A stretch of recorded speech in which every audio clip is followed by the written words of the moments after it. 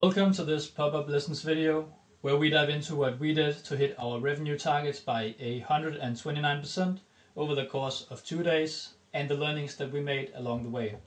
So this is primarily relevant for you if you're an established company primarily driving sales with e-commerce and are considering doing a pop-up, store launch or anything physical.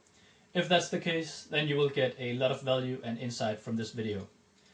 So the most interesting part about this video is going to be the marketing mix that we executed on to get sales without being super dependent on ads, which only accounted for roughly 5% of the total revenue that we made with this pop-up.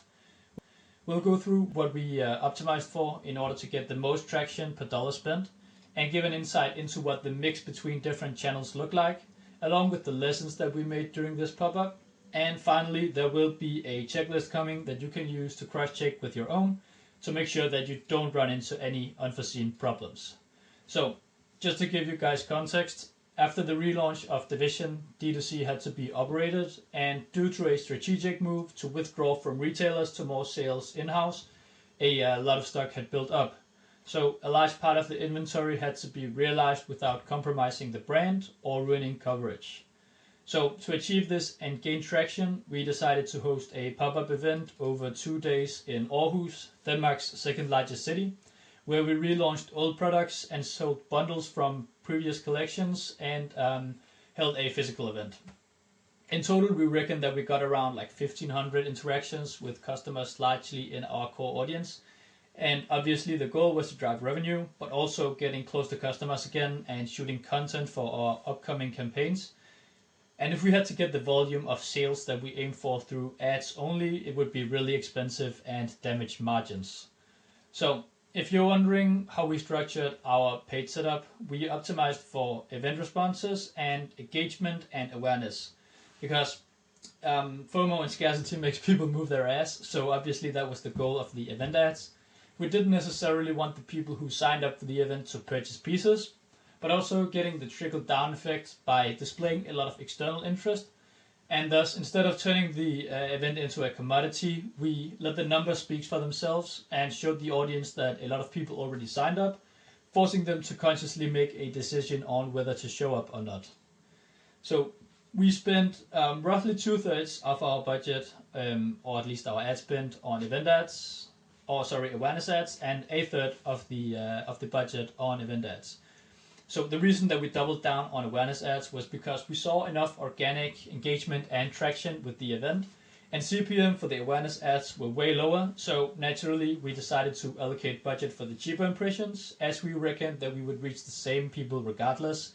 This wouldn't necessarily work and be the same split if you're in a larger city, but due to us being in a relatively small city, this ended up being the ideal split. So for segmentations, naturally there is a lot of overlap between the different stages, but regardless, we made an overall channel segmentation where we added an additional stage to the good old ADA model. We diversified through a lot of local and also own traffic because we already knew that a lot of our core segment from this area existed in our own database. And due to the intimate nature of this city, we were able to make a lot of noise through local newspapers and influencers and also promoters. So for awareness, we primarily relied on broad awareness ads and local PR. For the ads, we targeted people who have heard of us, but not necessarily die-hard fans. The focus, I'll just remove myself so you can see the ads. The focus was on stables for relevancy and also branding for maximum recall. And to reach older audiences, we also had a local newspaper make an article about the event. Let's see if we can play one of the ads here. Yeah, there we go. Okay. In order to reach interested audiences, we used Meta to target everyone in our area who had engaged with our Instagram in the last year, because this is our primary source of organic traffic, so we have a lot of data on this, and then we were able to use and make a 2% additional lookalike on that audience to reach new relevant people, of course. And we also partnered up with a lot of local influencers who shared the pop-up on their stories and made posts, etc. to get as many touch points as possible. And even though it might be the same people that we reach out to, we get a much larger surface point for getting touch points, so in the end it made sense to do it. and make the chance of the audiences showing up much larger. We also saw that we had a 16% cheaper cost per mil on the narrower targeted audiences than broad awareness. So if you want to do this and if you want to reach people that are more segmented and more relevant for you, it's also going to be cheaper. So that is important to keep in mind. So for own traffic, it's really important when it comes to physical events. And to take advantage of this, we sent text messages and also emails to members of our newsletter who were geographically within a driving distance. The point of this was that people could drive to back and forth. And we also saw people coming a long way to the event, so in the end it made sense to do. Emails were primarily sent in advance, and then we used text messages as an addition to send out the day before and on the first day of the event to gain relevancy, just to remind people that the event was still happening, and the address, of course.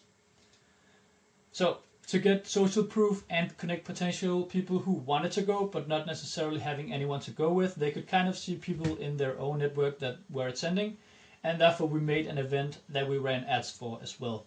So the primary objective of this event was to be the final push for people who were on the fence about going but needed a little push and a sense of urgency if they wanted to get the best pieces, of course. With this we saw a lot of traction, a lot of people showed interest in the event and engaged with it. And we also confirmed with attendees that showed up to the event that they came because of the event. So they saw that people that they knew came, and a lot of people would come, and they didn't want to miss out on the best pieces, so naturally they decided to show up and be one of the first ones in the line to show up.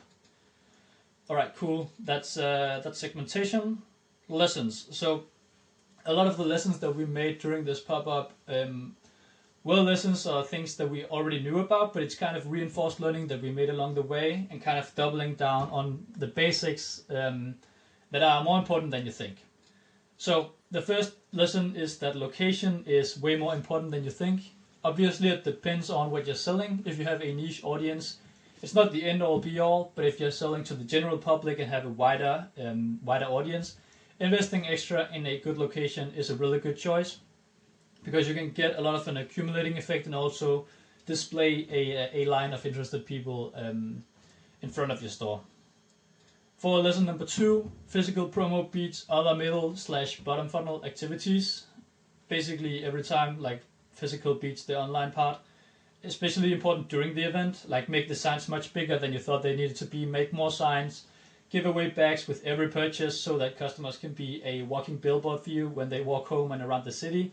This was especially important for us. We experienced that people said they saw our bags and our customers walk around everywhere, which was a really good way to attract hype or attract traffic and generate hype on the day of the event and also the day after.